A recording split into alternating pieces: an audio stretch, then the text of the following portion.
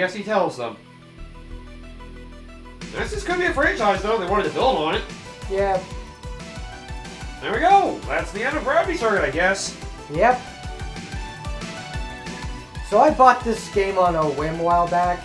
Also, there's the name, by the way, Dominic Nidmark. So for those of you who are familiar with Mega Man X Corrupted, the music and character design is where a lot of his core place is. But anyways, yeah, I bought this game on a whim. I saw a video of this game a while back on YouTube talking about this game. And it is kind of crazy to see how 2023 has been in terms of gaming. Because that was probably one of the best years we had in gaming for a long time. Mm-hmm. So games like this would also get swept under the rug. And I decided to pick it up because as a big Mega Man guy, I decided, anything Mega Man-like, I'd try it out. Because maybe I'll find something to fill the void that Capcom had left behind a while back. Because all they want to do is Resident Evil and Monster Hunter nowadays. But I digress. This game is really fun. This game harkens a little bit more towards Mega Man Zero in the sense that it's less about the running and gunning, and more about running and punching people straight in the face and beating them, and breathing down their neck while beating them up. The story is about as simple fair as most Mega Man games tend to be. This game is also incredibly forgiving for a Mega Man game as well, since it's not nearly as brutal with instant death hazards or anything of that nature, but the bosses themselves are still incredibly painful if you don't know what you're doing. The upgrade system, I'm a little bit hit and miss on because it does feel like there's a lot of upgrades that are kind of just there in a sense, but then again, that's also just because I'm more of the aggressive style of play. So there's that. The color, I do like the palette edition, being able to change your palette, and that also affects your gameplay. And also the game's pretty nice. And unlike Mega Man X6 where you can save people, you don't have to worry about doing anything stupid in the back of that front. So it borrows a lot of ideas from some earlier games that honestly it's pretty fun. And I would recommend this game if you haven't picked it up yet because it definitely fills in the hole that Capcom refuses to fill. We're missing 2 armor paints and 1 burst technique. Huh. I guess we can check that out. Maybe the armor paint's unlocked now to beat the game. Oh, they have New Game Plus, too. Yep, there's also New Game Plus mode. Alright, so you can basically carry everything over. That's cool.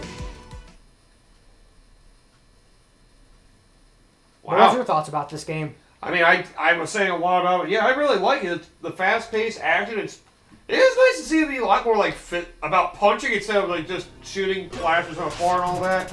Oh, there's more database stuff there, too. Welcome back, Master Kai, sir. You can do everything again if you wanted. You're crazy enough to do that. But yeah, I definitely enjoyed a lot of what I saw in this game. It looked very fun. It definitely did feel a lot of Mega Man Zero vibes from it. Nameless. Oh, that was you, right. Huh. Another character we haven't interacted with, maybe? But yeah, the hookshot thing is a pretty cool mechanic as well. I don't think it helps enhance the platforming be a lot more interesting. But yeah, the basic wall jumps, the punching things, the whole armor system makes have extra upgrades, having the, basically your ability slots and all that. It really helped you get a lot of,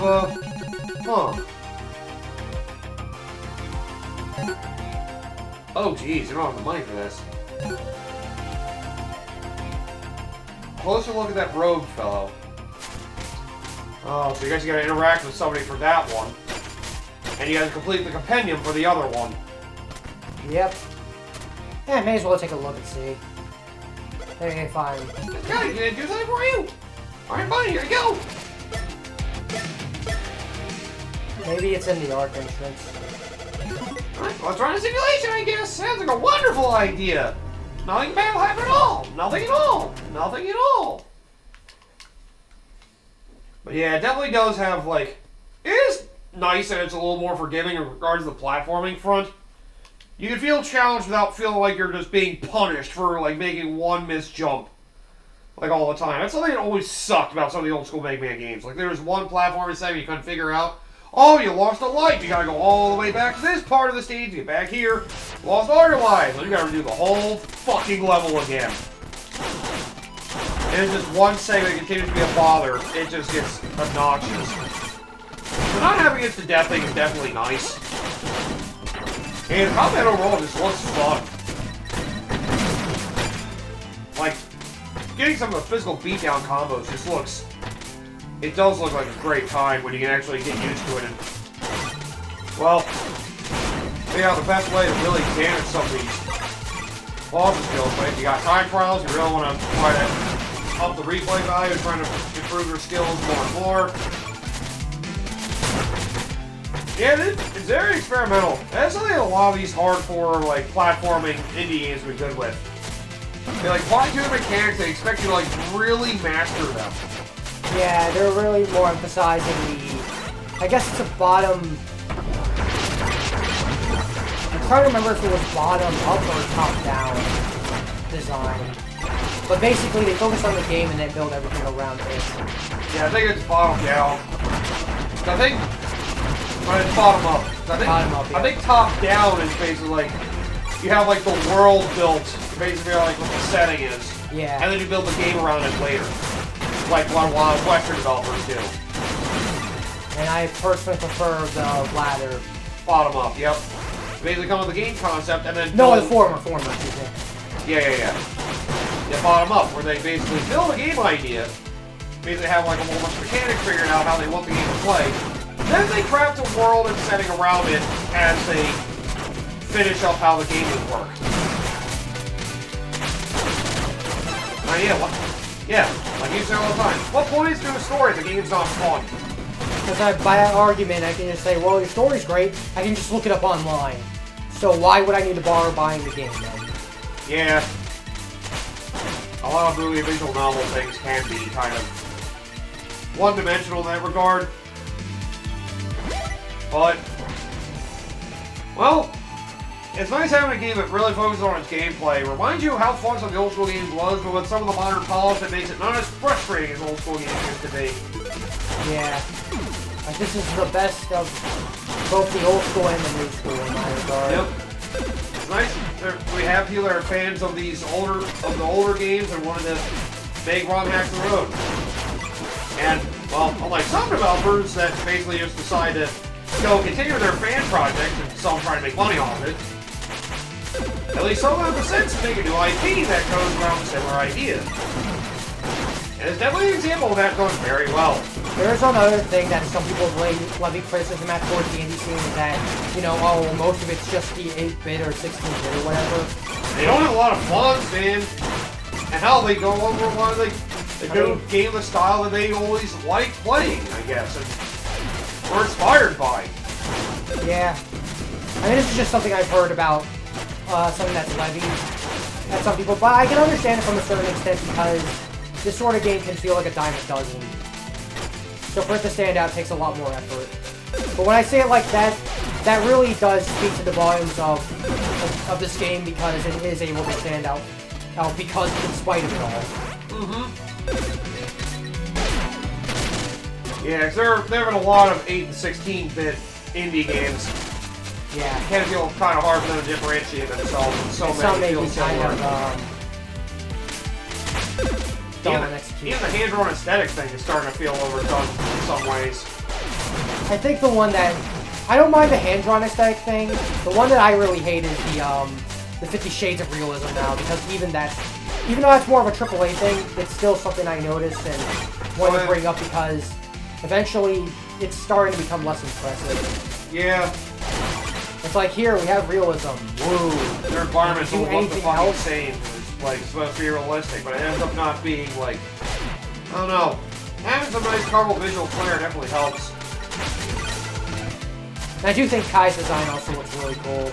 Yeah, I do all like the robot designs. A lot of the character designs are great in this game. It definitely feels a lot like Zero. It feels like a little bit like a ninja, too. The way he moves feels like a ninja to me. I can see it. A robot ninja. But, yeah. If they do a sequel to this or have another game pop up, Investigate Games, it's definitely another developer to keep an eye on. So, Yeah. Hopefully Yeah. there's something cool. Hopefully something comes out of this. I'm only bringing this game up as well because this one definitely fell under the radar, and it just kind of felt like a game that just sort of resonated with me. And also, I don't do much indie games for my channel, despite being a pretty avid fan of them. So I figured this might at least fill that void or whatever. I'll give you an idea of where my headspace usually goes to when it comes to the indie scene. right. I've only done a few myself. And like half the ones I've done have all focused on one fucking franchise. Yeah. So, The only one I've done is the Curse of the Moon, yeah. the first one. Yeah. So, it's nice to see give an indie game some love. Yeah, show how fun and creative the indie scene can be. Maybe next time, if I ever come back to the indie scene, there's actually a game I do want to consider a game to work on as well. I think I know what that is, and I think I have it on my Wii U. I don't think you do. It's not Freedom Planet? No. Oh! Okay, that was my guess. I'll give you a hint. The Ninja Gaiden inspired game. Ah! Okay, that I do not have. I guess we could also go to Freedom Planet as well, since we can't really get free access to that game. And this is the one sucky thing is that having a PC is that I don't really have the easiest way of recording stuff. You just have to practice with equipment, and it is kind of awkward. It would also be taxing your PC. Yeah. I mean, my PC can probably handle it, it's just I don't have the best setup in terms of internet. Oh, right. That's really the biggest thing about my PC that I have a little bit more problem with. Well, I guess it only, for the internet, it only depends on the game you're playing if it's really going to be like that. Yeah.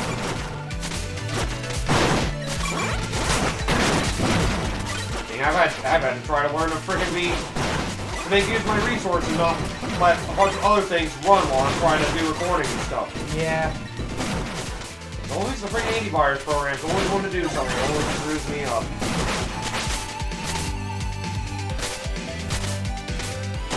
Yeah, the freaking indie scene has a lot of great games, and people should know that by now. People deserve to know it. Yeah. I think is what it is. Because the thing about the indie scene is that it usually feels more like the hardcore crowd knows about them. Yeah. It tends to be the lower budget games too, like. Yeah. It's kind of also the proof that you don't need to spend an exorbitant amount of money for one game in particular. Or put all your eggs in one basket. Yep. You can just run on slightly less ridiculous budgets and actually make a good game that profits. Yeah. The other good thing about indie developers is they don't usually have to answer to a publisher that basically wants to shape the game the way they want to. Yeah. Potentially just do it for making money. You know?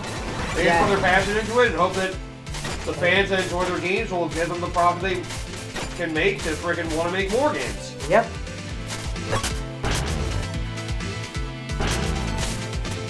But yeah, they're usually just a very pleasant experience. Also, another thing. This is free now after you beat the game. Oh, that's nice. So basically, just let you do all these. You can do whatever you want, basically. You're free to just do whatever you want. Oh, that is nice.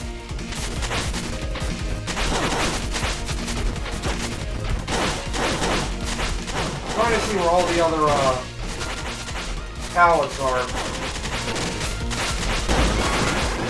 I do see one of the ultimate blend. Okay, God. so where are they?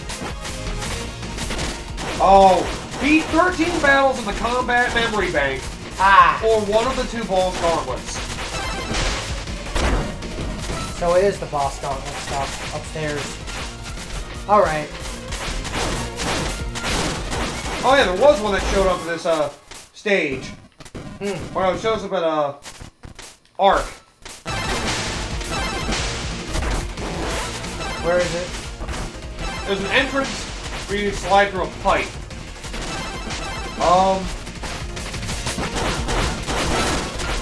It It just says location arc. Is that this stage or is that the second one? Maybe it's the second one, I'll check. Well, yep, you beat the game for that one to appear.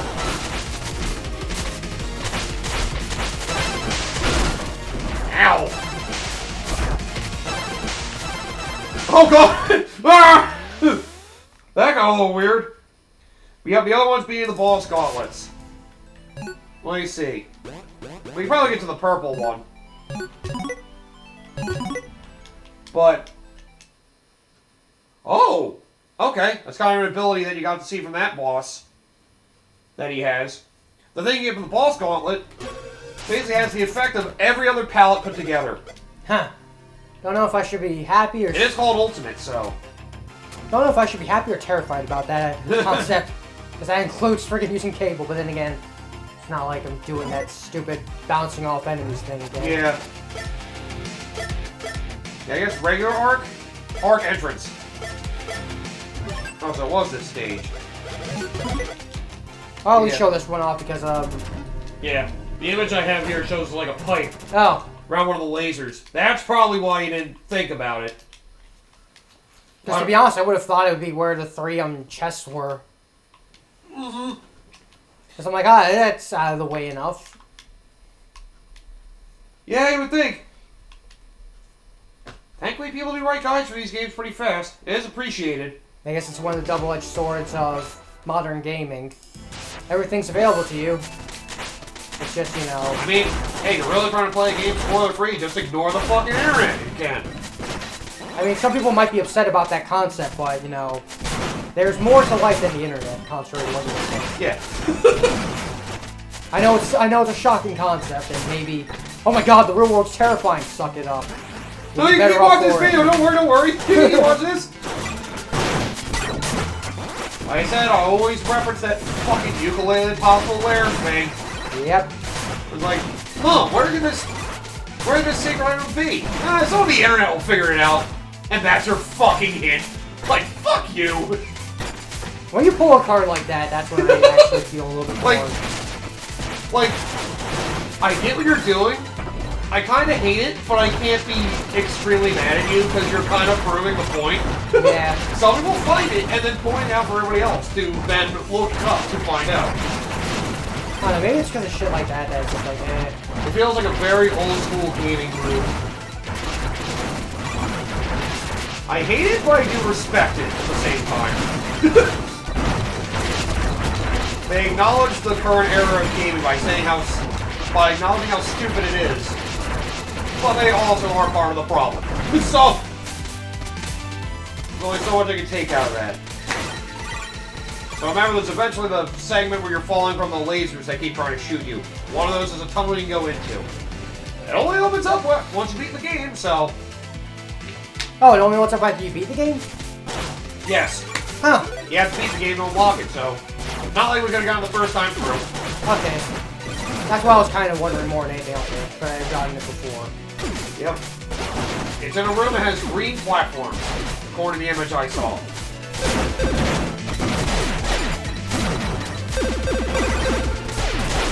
Hey, that one would have been really hard to find. I'd rather not as blindly try to find it. Because I've already beaten the game, it's like, yeah, I've beaten the game, so I don't really feel just bad. chilling talking about the fun of the indie scene at this point. Yeah.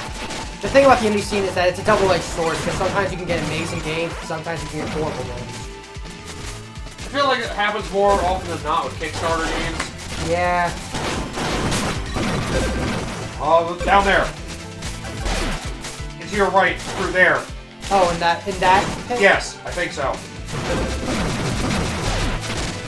Wow. I really wouldn't have thought to go in there. Especially when one of the sliding pipes you can go into is an obstacle. Yep. See, there it is. Yeah. I was gonna say, I saw that, I was like, oh, the laser's coming through there? That's some shit. Yeah, I wouldn't have thought to look there. Yeah, exactly. That's why I looked it up, I didn't feel bad. It's like, that would have been really hard to guess. And honestly, like, this is also the thing of, after I beat a game, I don't feel bad looking up a guide. Yeah, at that point, it's just like, well, if I want to find everything, I struggle to find it, I may as well complete it just for my own sake. I mean, hey, I don't feel bad about having to look it up if they don't give you like an in-game checklist or anything like that. Yeah, that's also the big thing. It's like, if you're not going to give me an in-game checklist or whatever, especially for like some bigger games, where there's like a lot of stuff to collect, and you're not going to give me an in-game checklist to see if I'm collecting everything. Yeah, that can always be annoying. Older RPGs are kind of the worst for that. I'll say some platformers have problems with that. Yeah. Especially when they have to go for a bunch of collectibles that have to be small and blue. Ugh. Oh, boy. I'll never live that down. I haven't even played the game. Still, yeah, but I still don't have to like it. We can do that next! Oh, God. At least do Brothers 3 before you think about going to that one. What's that? Was you Sonic 4 now? Got it. Oh, God! You mean Sonic Superstars? You mean Sonic CD, right? Right? That's Sonic 2! I'm so confused. Yeah, but anyways, what are some of our favorite indie games that we played from the indie scene? I mean, I'm always a fan of the Shantae series, especially Pirates Curse. That game, like I said before, I can debate that being like an arguable indie game masterpiece. It is very well done. For me, it would be... It has the polish to go with it too, so that really helps. I mean, Way Forward's pretty good at that stuff. Then again, Way Forward's also been more established. Then again, I suppose that they're also a little bit more, I guess, liberal, I guess is the best way to put it, when it comes to their publishing compared to other publishers, I guess. They're not the most... They've at least been around. Like, they're an indie company the same way Treasure's an indie game company. Yeah, I guess when you put it that way, I guess we could say it like that. Yeah, fucking... So technically the way Wario World is an indie game. Maybe that's a bit of a stretch. That's a bit of a stretch. That's a bit of a stretch. Yes, indie publisher Nintendo. Gunstar Heroes in a way is an indie game, if you look at it that way. I mean, we could also say that about a lot of, like, one-off games from that era, too, so... Yeah. But yeah, Way Forward's basically like that. Yeah. You know, they have their own established IP. Capcom helped them develop their first one, and then they basically have been on their own since, for the most part. Yeah, so I guess I can stay. That series is a good one. Freedom Planet's pretty good. Especially the second one. I'm a big fan of the second Freedom Oh, Planet. of course, all the Indie Creates games. Yes. Well, I guess more so is Zero Striker Gunvolt Onward. Yeah. I mean, I like Curse of the Moon, I think, is really good. Yeah, I forgot. And Ritual of the Night, by extension. Capcom did, I want to say they might have co-developed Mega Man Zero games. Or at least helped, That's Inti Creates, you're thinking. That's right, Matt. What did I say? Shit. Yes, Capcom. Well, I meant the Mega Man Zero games, but Capcom helped, like, co-develop or at least help publish those games for Inti Creates. And Zero Striker Gunvolt, though, it filled the void that basically Mega Man Zero fans wanted, more in particular. Yeah. I believe me. You can't hear a friggin' great indie game conversation. I mentioned Hollow Knight, though. You probably hear that one a lot. I mean, I haven't played Hollow Knight, so I don't really have... I mean, you probably mostly heard of it from me, but believe me, I hear about it all the fucking time. Have you played it at all, out of curiosity? I played it. I didn't do everything in it, but I played it. I enjoyed it. I just think it's pretty overrated. I think it's because I heard it more as like another Dark Souls style game that I just kind of rolled my eyes. It's like a Dark Souls Castlevania game. It's good, but it's I know you and sometimes it's frustrating more than it's fun. That's what I think, anyway. Yeah, for me, I guess I'm also I guess you and I have differing opinions on this one, but Shovel Knight for me. I think it's pretty good. I think it's because that you've seen too much of it. Yeah. That it kind of feels less like an indie game and more like a AA or something. Yeah, maybe. I mean, they just had a lot of time and passion. That game they worked on for like 6 or 7 years. Like, I'm not gonna sit here like, but yeah, I will say Shovel Knight for as much as maybe it's exhausting to hear about it because it is kind of like the poster boy for the indie scene. I mean, number 9. It deserves a title, Shovel Knight. I think. Yeah. Yeah, Shovel Knight was good. Yeah, I got no problem with that. I bought Shovel Knight on Wii U when it was out for like $15. And I'll buy the game again when I get a Steam sale on GOG. I like it that much. When it comes on sale. Yeah. I mean, wouldn't be the first time I bought a game multiple times. Look at me in the Mega Man collection. Yeah. Well, you did get the Zero X collection, right? Yep. Zero ZX, yeah. Damn it. You technically don't need the X Legacy Collection because you have all the games still.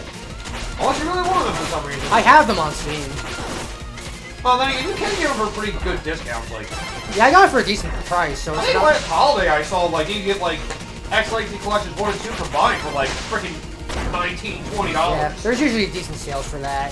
Capcom's usually pretty good at that. Another indie game that I'm a pretty big fan of in recent memory was actually two of them by extension. Oh, The Messenger Messenger of Sea of Stars. and Yeah. Sea of Stars. I haven't finished Sea of Stars, but I fucking love where it's going so far. Sea of Stars filling in the gap that it basically feels like a combination of Golden Sun and Chrono Trigger. That does sound very good.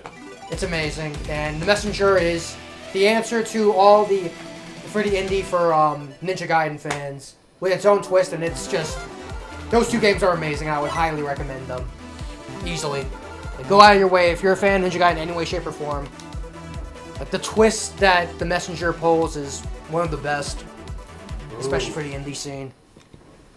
Yeah, I have heard nothing but good things about those games. Yes. I was gonna say, I thought there was another I had. Yooka-Laylee! That's very mixed, unfortunately. And I'm I'm on the side of not liking it that much. Yeah, it's basically like a very rough Banjo-Kazooie, basically. Actually, there was another one that I think about that I can bring up, speaking of that. Super Sammy Roll. That Oh, game yeah, is you a did say something crazy, about like, 3D platformer. The story's pretty simple, and the gameplay is... There's just 3 separate mechanics. You just bounce, you jump, and you use your tongue with one of the characters. But the way the levels are structured, it's the craziest 3D platformer that... Ooh. It encourages a lot of speed running. It's super replayable, super bite-sized levels. It's great. Oh, that reminds me. I want to play Neon White one of these days. I have Neon White. I should get to that. Apparently, if you're like a fan of first-person shooters, especially fast-paced gameplay, it's like some of the best that the video games have to offer.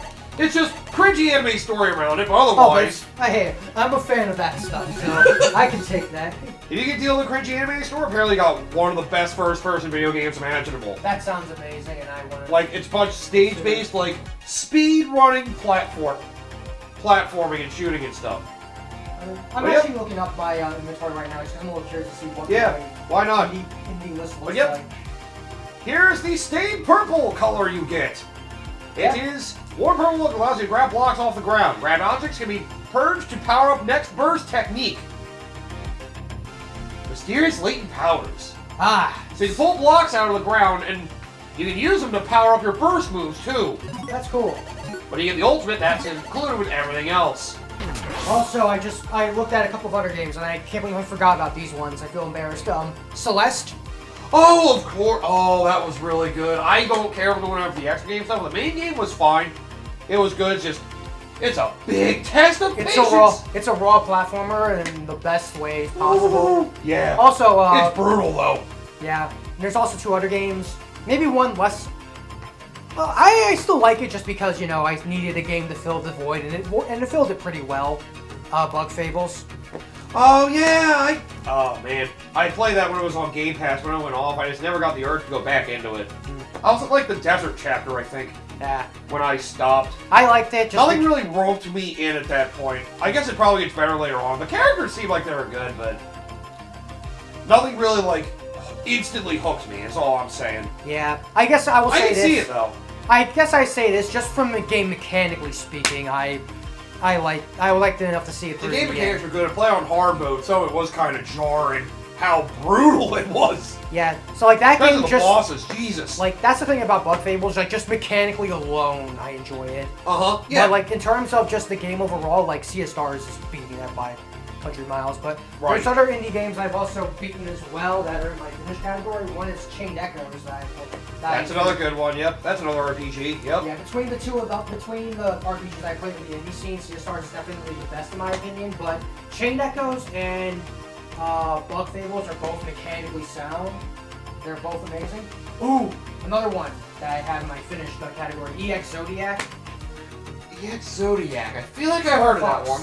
Spiritual successor. Huh. The game's basically a Star Fox spiritual successor in a way. Ooh. It's always nice to have shooters like that. Yeah. Nice rail shooter. Yeah. I feel like I don't Yeah, I feel like I haven't seen too many of those. Yeah, you don't these get days. about rail shooters nowadays. It feels for the mains in any of the It's systems. definitely an old school arcade like genre, so I can kind of see why it's not too big nowadays. I see Guacamelee on here as well. Oh, Guacamele's a decent Metroidvania style platformer. I beat them both. It's good, I'd say. Yeah, Definitely it's not one of my favorite ones, but it's good. it's fine. It's fine for what it needs to be. Yeah, Ori and the Blind Forest count? Is that any? I No. think I wanted to say technically it does, but they just got a lot of funding from Microsoft to Yeah, basically that's make it a why. lot bigger. Like that's like a boundary for what you call an indie game. Similar to Dave the Diver in a way. Yeah. The Dave Diver feels very indie-like, but it had funding from another publisher. I've got two other weird ones I have on here. Panzer Paladin Okay, I heard of that one. and Steel Assault. Mmm. I only remember Steel Assault and I tried going hard for the achievement, which is basically the one quick clear one. I never did manage to pull it off. It was painful. I also did try that game Horus, because I heard really good things about that. It's like some like British platformer. It's kind of weird. Yeah. I heard good things about it, but I never got deep into it enough. But apparently its writing is pretty good too. Speaking of indie games, it's not on this SD card, but another one is what is it? I think my brain's drawing a blank on it. And maybe it'll come back to me, but that required me to go out of my way to pull out the SD card for it. I also potentially Mina the Hollower to look forward to for Yacht Club games as well. Yeah. Because I bought a lot of games in a while, but I still need to go and check a lot of them out. Like, I have Katana Zero, I still need to Heard of that one. check out. Cyber Shadow. Yeah, that was from one of the guys from Yacht Club games, I think. It was doing Yeah. their own independent thing. Or it's like somebody else is doing their independent thing and Yacht Club games like helped them out. Oh yeah, there's another game, a couple of other 3D platformer indies that I found. One is Pseudo Regalia. Okay, I heard that one. Apparently had like ridiculous Oh, yeah, movement. one I haven't played that I thought about wanting to play, hadn't time. Oh yeah, same here. And also this other one that I've also saw from the same employer, YouTuber I watched called Demon Turf. Oh, okay. I feel like I heard of that one. It's another 3D platformer like. It's a little bit more cruder and chaotic in terms of how it plays out. Yeah. I also have all the Spark Electric Jester games on here. And 2 and 3 I'm interested in because they're more like 3D Sonic in a way. They're inspired- Hades. Yeah, Hades, that was the one. Oh my god. I forgot Super Giant Games. Stardew Valley. Yep, Some of these games are so big you don't even think about them being indie games. yeah. Cuphead. Oh yeah, Cuphead, that's another big one, yeah, you're right. Yeah. For some, Undertale. It's an experience. Oh yeah, for me, Blazing Chrome. Oh yeah. Hotline Miami's indie. I didn't even know that. Oh yeah, it is. It's made by extension, when we talk about those games, my friend Pedro. Right. There's a lot. Rocket League was technically indie. That's gotten so big though. Dead Cells. Yeah, Dead Cells. That's another really big one. 20XX and 30XX for those who like Uh-huh. that Roguevania. Yeah, with the Rogue- with Mega Man. Roguelike Mega Man, yeah. There's a lot of amazing indie games. Yeah. We could talk about this forever. We should probably stop! Yeah, we'll stop here. Unless you felt like showing off the boss gauntlet, which we basically follow the bosses. Yeah, we so follow the bosses, and honestly, I'll basically just- do all the bosses, that little chamber thing, and up you get the ultimate Yeah. thing. It's combining all these things, including the thing that makes you take extra damage. But yeah, so next time when we come back to my channel, I'll do whatever I see fit. Maybe Yes. I'll probably beat Freedom Planet. That is an idea. Alright, see you guys then. Yep. Later, people.